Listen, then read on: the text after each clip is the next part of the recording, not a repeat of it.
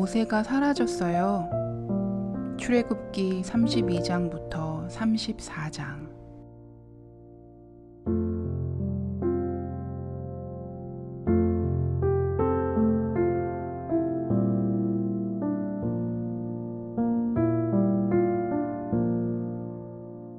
모세는 산꼭대기에서 하나님과 이야기를 했어요.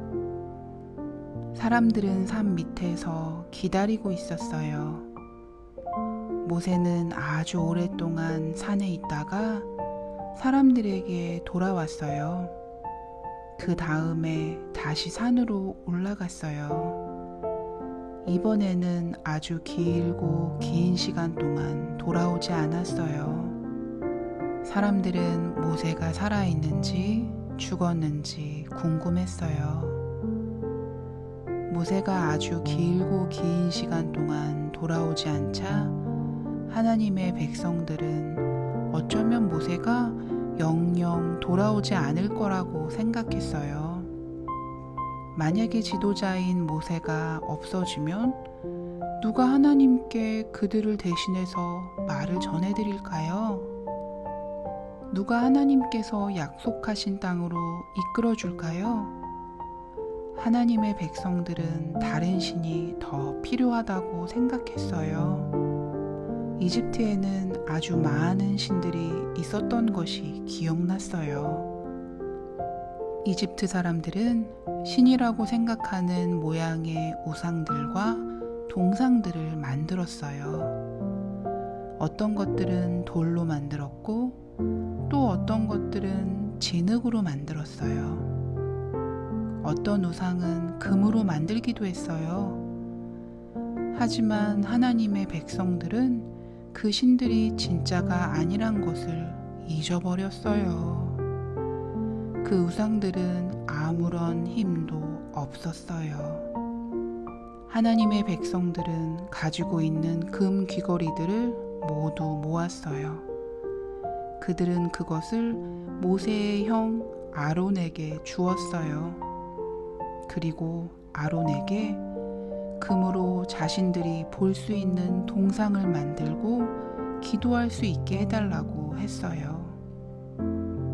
아론은 아주 중요한 선택을 해야 했어요. 아론은 모세가 돌아올 것이기 때문에 금들을 집으로 가져가라고 할 수 있었어요. 그리고 하나님께서 아직 그들과 함께 계시고 약속하신 아브라함의 땅으로 이끌어 주실 거라고 믿을 수 있었어요. 하지만 금을 녹여서 그들 눈으로 볼 수 있는 신을 만들 수도 있었어요. 어쩌면 모세가 영원히 사라진 것일지도 몰랐어요. 그리고 하나님께 대신 말을 전해줄 사람이 없어진 것인지도 몰랐어요. 아론은 어떻게 했을까요? 아론은 아주 커다란 금송아지를 만들었어요. 그리고 사람들이 그 송아지를 이집트로부터 구원해준 신으로 믿게 두었어요. 그들은 금송아지에게 선물을 바쳤어요. 노래를 부르고 춤을 추고 음식을 먹을 때도 금송아지 옆에서 먹었어요. 그들은 모세가 돌아오지 않아서 하나님께 말을 전해드릴 수 없을까봐 금송아지를 섬겼어요. 그들이 금송아지를 섬기고 있을 때 드디어 모세가 산에서 내려왔어요.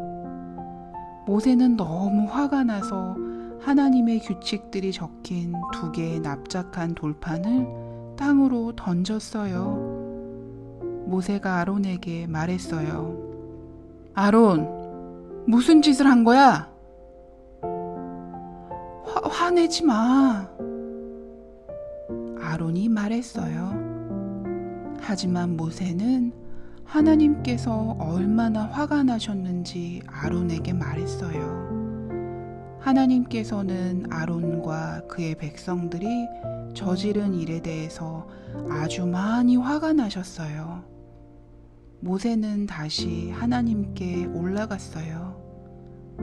모세는 하나님께 이스라엘 백성을 버리시지 말라고 기도했어요. 모세가 산에서 다시 내려왔을 때는 2개의 새 돌판을 가지고 있었어요. 그 돌판에는 첫 번째 돌판처럼 하나님의 규칙들이 새겨져 있었어요. 하나님께서는 모세가 한 일에 대해 기뻐하셨어요. 그리고 모세가 부탁한 대로 해주셨어요.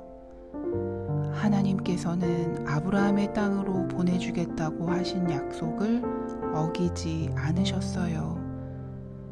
많은 시간이 흐른 후에 그들은 하나님께서 약속하신 땅으로 들어갔어요. 잠들기 전 기도. 하나님 아버지, 제가 하나님을 따라가는 것을 멈추지 않게 도와주세요.